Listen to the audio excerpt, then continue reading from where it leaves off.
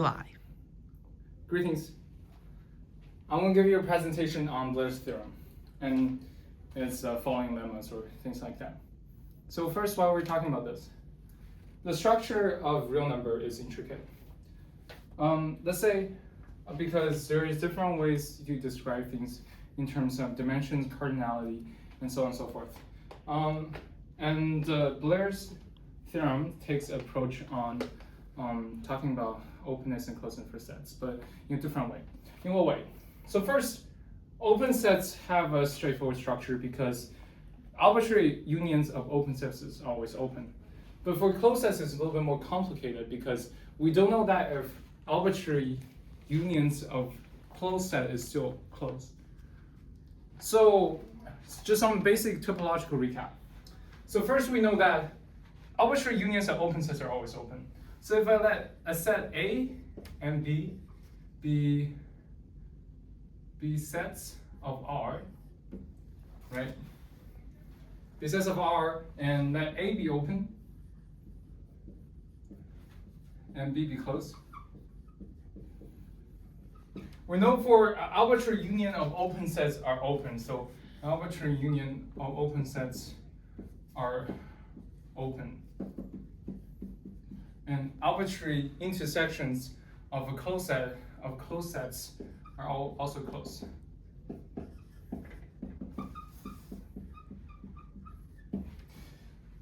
What we don't know is what about arbitrary intersections of open sets, and we don't know about arbitrary unions of closed set. Like one famous examples of this is the Cantor set. The Cantor set is closed, however, it has same cardinality as real number, but at the same time it has measure of 0, which is kind of crazy to think about it. So first, let's define these terms so we can play with them a little bit. So let set be F sigma set if it's a union of closed sets.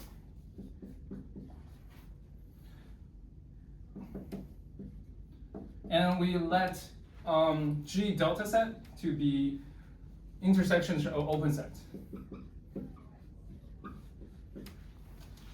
With those definitions, we can derive some basic properties for them. So first, the first relationship we're going to derive with them is that if a set is G delta, then its complement has to be F sigma, right? So let's prove that. Let's prove a set A is G delta, then A complement is F sigma. So how we prove this? Straightforward. It's basically the Morgan theorem. So proof. We assume this. First, we construct A. Let A to be G delta. Therefore, it has to be able to be composed of infinite countable intersections of open sets. So let A equals to be countable intersections of open sets where, let's call this something else. Let's call it O of n, since it's open. Since it's open, O of n, where O of n is open for all n in natural numbers, right? Then we take its complement, AC. A complement will be this, right? Sorry for writing like n is now n of n.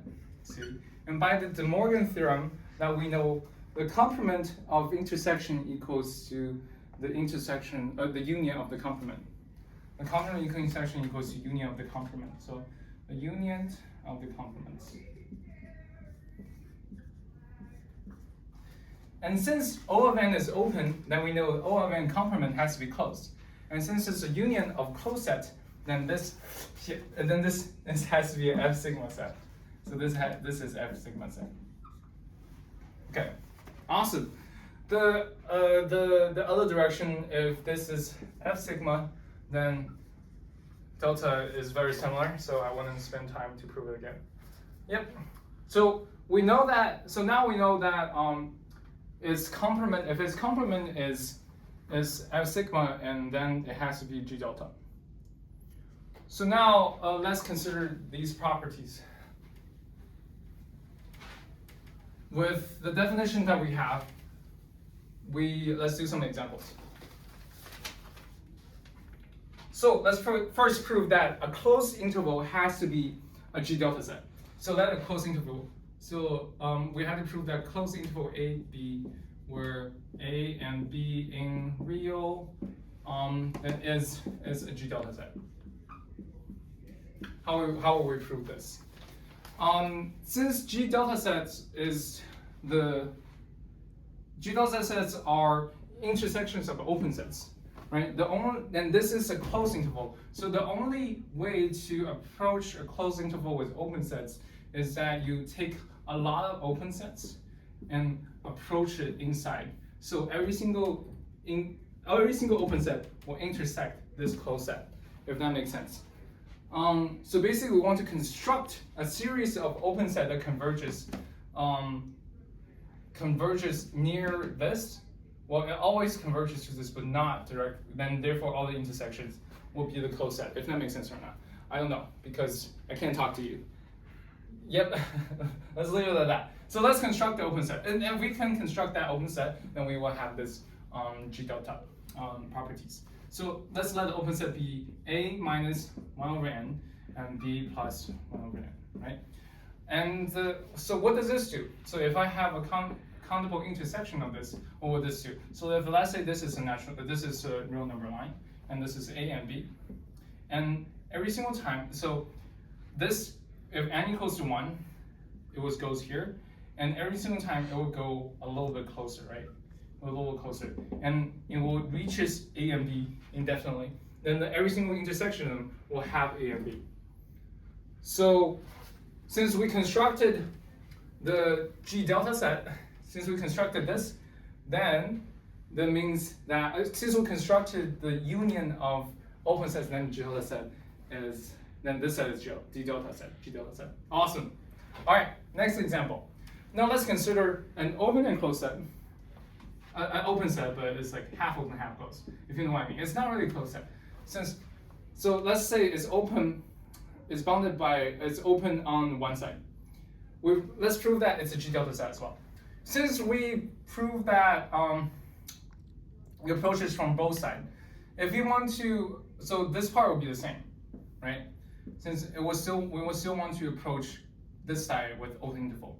But for this part, it doesn't need to. So we can just set it here. Since all the intersection of this will not include, will not include A, since it will be intersections of open sets. And then if their limit points A, they won't include it. So to formulate this, we can just do A and B plus 1 over n, right? The countable union of this then will equals to A, B. Since we have this formulation, then we can prove it's a G delta set. But at the same time, we need to ask, is this also an F sigma set? Is it an F sigma set? So where is the F sigma set? So for X sigma to be an F sigma set, it has to be the countable union of closed intervals. So how are we going to approach this with the closed interval? We can do this by approaching it from inside. Since the union of it, since union will always touch this, we just need to infinitely approaches this whenever it touches it, if we have a series of intervals. So basically it's the other way around. Then to formulate this, we were just gonna let A plus A approach it with this interval. Actually, yes, approach it with this interval as n goes smaller, then it will approaches A, then with B here. And for the union of this, we know it will always contain B, since it creates a closed interval, but will not contain A, because it approaches infinitely but never touches it. So with this formulation, then we can know that this is also an off sigma set. So that's 2 examples. Another one, the last one that we want to talk about, the example we want to talk about, is Q and I, the rationals and the imaginaries. So we already know that Q is dense, same as I, but we want to see whether Q is F sigma or G delta, right? So, so let's prove it. Let's see how can we do this. So let's assume first, let's think if Q is an F sigma set. So F sigma is a union of closed sets. So can we formulate that in terms of unions of closed sets or not? So first let's think about property of Q. Q is countable because as we can give it index, right? Like we all learned this. It goes this way, then we can index Q. So Q is countable. So let Q to just be the infinite unions of Q1, Q2, Q3, Q4, right? And since Q equals that, then each of those elements we can separate them as a singleton set, right? The set of Q1. And we know this set has no open intervals. I mean, this is not open interval. It's also closed because it's just one single element, right? So it's an infinite union of closed sets. Straightforward, very straightforward. Then what about I? So now we know Q is an F sigma set, right? So what about I? We know in R, I equals to the complement of Q. Since Q is F sigma, that means I has to be G delta. Easy peasy. So this is the easy part. So now we know that Q is an F sigma set and I is a G delta set. Can it be the other way around? So can I also be F sigma and Q be G delta? Baire's category theorems tell us we can't. It's not. And let's try to show that. But before that, we need some more tools. So first, let's think about this. We talked about a set being dense. Recall the definition of a set being dense. So a set is dense if there's always another element between two elements, right? So let's say a set is A is dense. Let's say a set of G is dense because the textbook uses it. So let's say a G within R is dense if A and B in G and A is smaller than G, there always exists an element X in G such that A is smaller than X, smaller than B. So that's the definition of the density. All right, so now we need to prove something. It's going to be helpful. Some people call it the Baire's nested interval property or something like that. But we're just going to call it theorem. Theorem 3.52. So if G1, G2, G3 is collection of dense open set, which is the one we have written above, dense open sets, then the intersection of G of n is non-empty. So if you look at this, it's very similar to one of the theorems we did before, which is the nested interval properties, right? So how will we prove this? I think the easiest way to go about it is just prove by induction, right? Since we can prove the case n equals 1 is true, then we can prove the ones for other ones true as well. But density, we can think about, so we basically need to construct, because this is open, then we have to construct closed set in there so that it's dense, and also then there's the subsets. I don't think I'm making sense right now, so I'm gonna try to write this proof. So first, okay, so let's prove it. We're gonna prove by induction.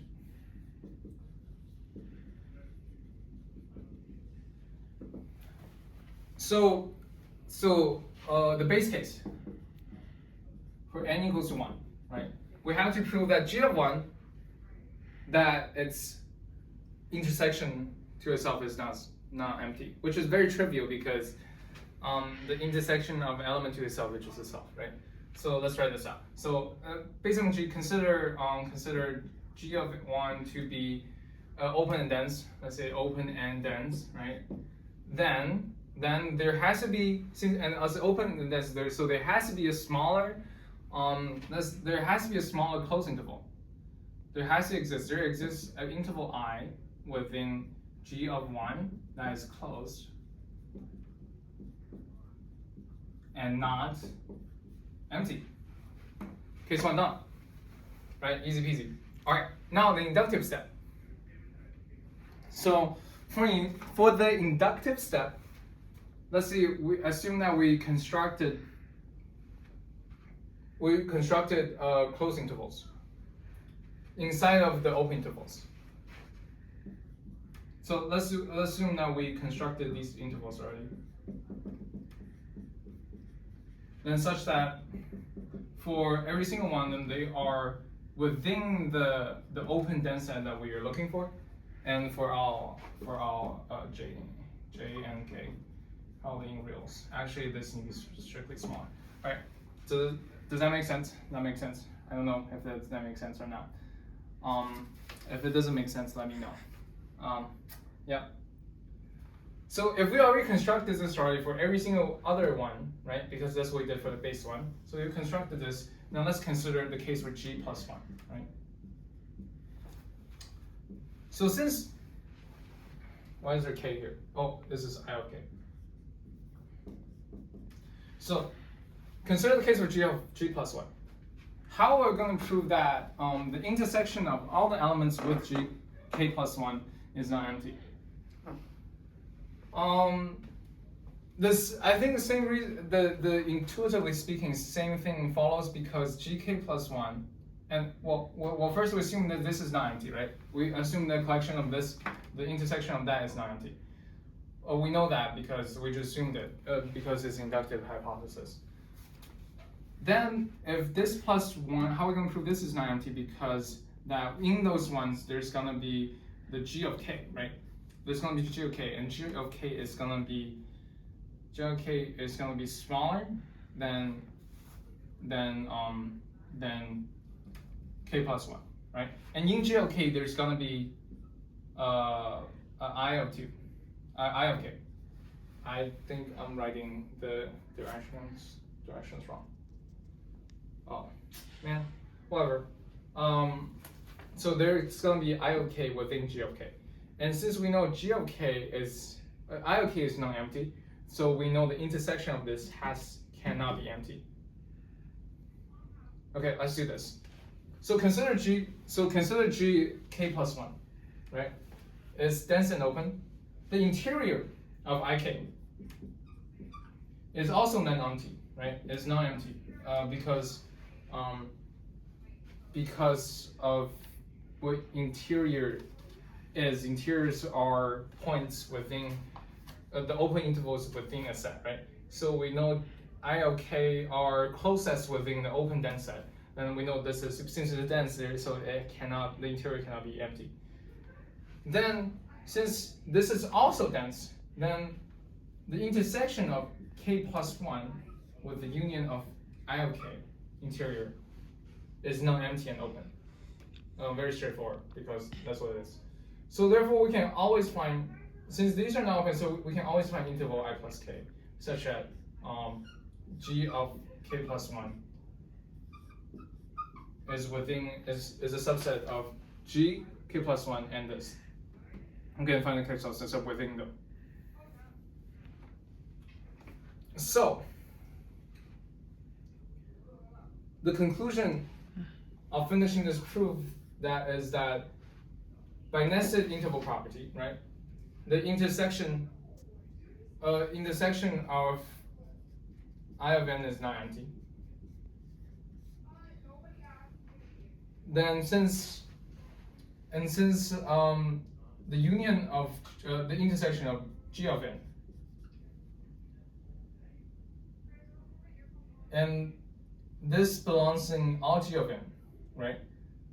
Therefore, G of n cannot be empty. I guess to write this formally, I have to let let the element belong in this, and an element also exists in this. Therefore, there has to be the same element exists. Therefore, this cannot be empty. But we've proven that the countable collections of dense open sets and the intersections of them cannot be empty. All right. So that's one. So that's one property. That's one theorem that we know. All right. So with that tool, now we can do something good. What can we do? Now we can show that it's impossible to write the real number with a union of closed sets. How are we going to do that? So let's prove it. So prove that R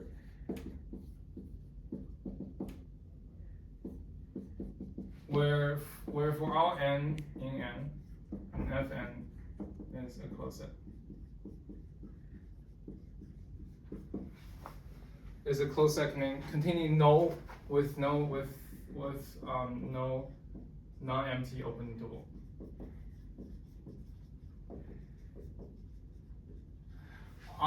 So no non-empty interval basically means that no non-empty interval, basically no non-empty intervals. So only empty open intervals, so only closed intervals. So to be honest, I don't know why they say it like this, but so basically means that it's the closure, right? The interior of the closure has to be 0 because it's empty, right? So if without that, it's non-empty. So it has to be empty. So basically means that. Good. Well, since we're proving this impossible to write R like that, so it's easy to see that we're going for a proof for contradiction. So proof of contradiction. As I think the general idea. The general idea is that we're trying to find a contradiction, right? And it just, I don't know what you call it, the definitions chaser, but I think if we just use the definition, we can get there really quick. Okay, contradiction. Assume this. So we're proving that this is not possible. So we're going to assume this is possible. So let's do. We can formulate R this way, right? Accountability. So assume we can do that where Fn is closed sets with empty interiors, which no open interval. Let's construct a G of n, which equals to the complement of Fn. Since this is closed, then this has to be open, right?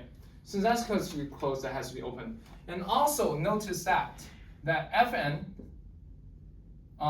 so the Fn has no empty open intervals. Means that the interior of the closure of Fn equals to nothing. Then therefore, its complement, the complement of Fn has to have everything, other than because it's a complement. Therefore, G of n has to be dense.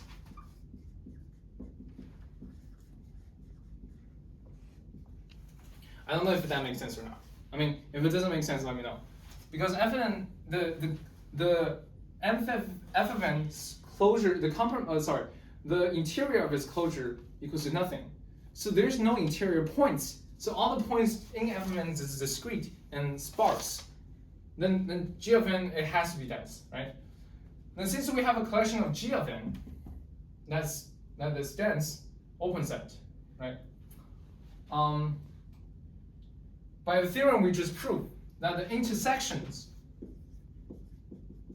G of n, it cannot, this is the thing we just proved. It cannot be empty. But however, notice here, we have this. G of n, or well, notice this, the intersection of G of n equals to the intersection of f of n complement, which is the union, the complement of the union of n, which is exactly this, which is R. And since we define this as R, the complement of R to itself is nothing. Therefore, G of n equals nothing. And here we have our contradiction, right? Straightforward. And since this cannot be, since we see the contradiction, then this cannot be true. Therefore, R cannot be formulated this way. All right, awesome. So now we know that so now we know R is not an arbitrary union of non-empty into open intervals. Let's think about how R is, right? What R really is. Since we mentioned the no empty interior points, right? That thing. Let's just give it a definition.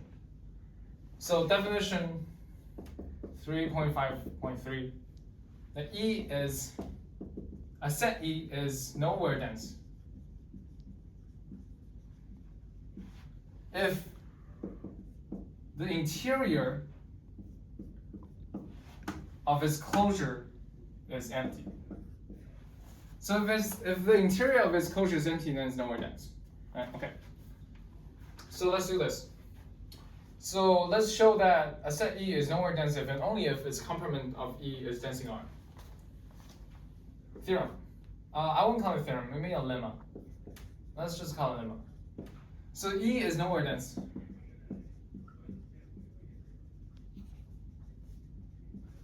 if and only if its complement,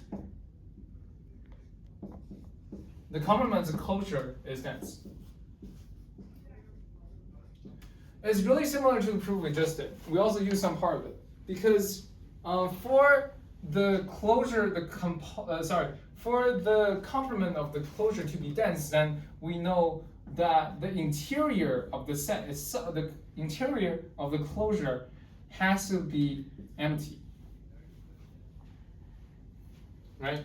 Since it has to be empty, then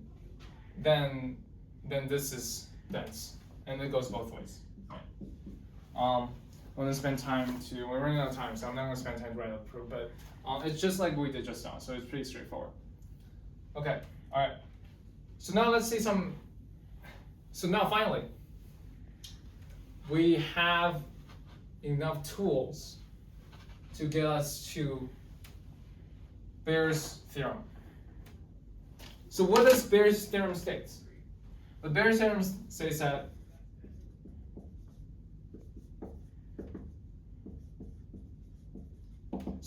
the set of real number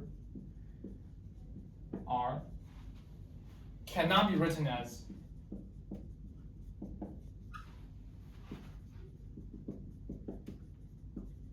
countable union of nowhere dense set. The set of real number cannot be written as countable unions of nowhere dense set.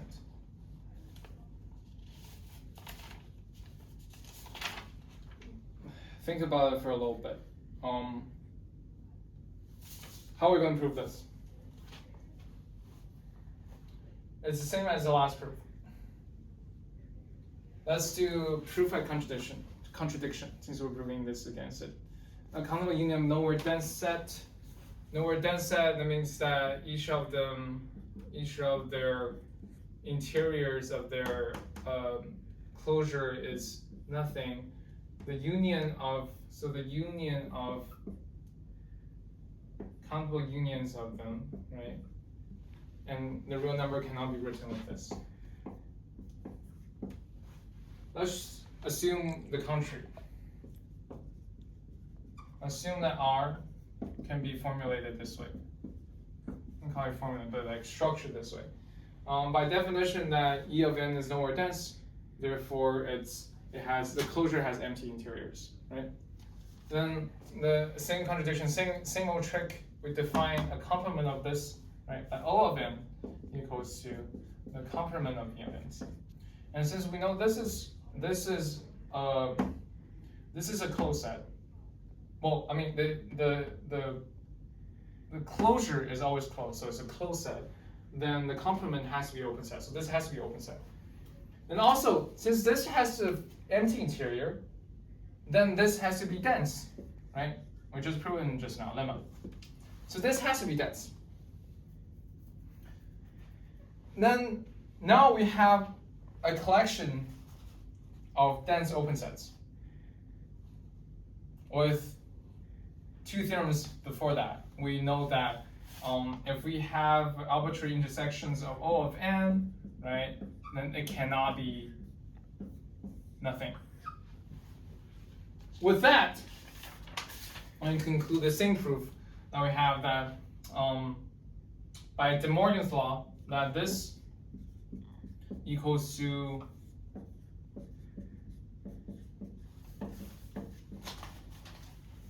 from this, then this also is the union, the complement of the union of E's closure, right?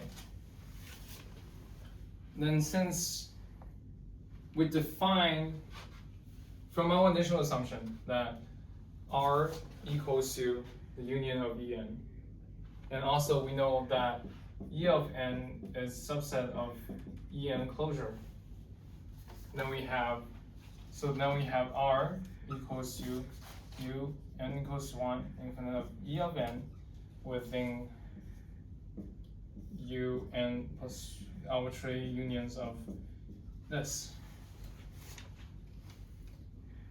Then this is it. Since this also implies that R just equals to this because cannot be bigger, right? Then it brings us to the contradiction. Since that I missed the O of n here. Since this cannot be 0, well, cannot be empty. But this, if this is true, that means the complement of this equals to the complement of R, which equals to nothing, and which is a direct contradiction. Since this is not true, therefore R cannot be formulated in a way that is countable union of nowhere dense set. All right, so we've proven Baire's theorem. What's the point of doing this, right? It gives us another insight of how R is structured. Since there are sets that cannot be described with open or closed sets, right? And this basically gives us another classification of size, different from cardinality or how big it is, right? Like for the Cantor set, it's nowhere dense. We didn't know that before. It's tricky since it's countably infinite, and also the measure 0, right? So what are the categories? If a set is a countable union of nowhere dense set, then it's thin, like the Cantor set. The second category is that it's not the first category. It means it's fat, and that's good. So that's it. We talked about Baire's theorem. I hope you liked it. And if you don't, then let me know. Thank you.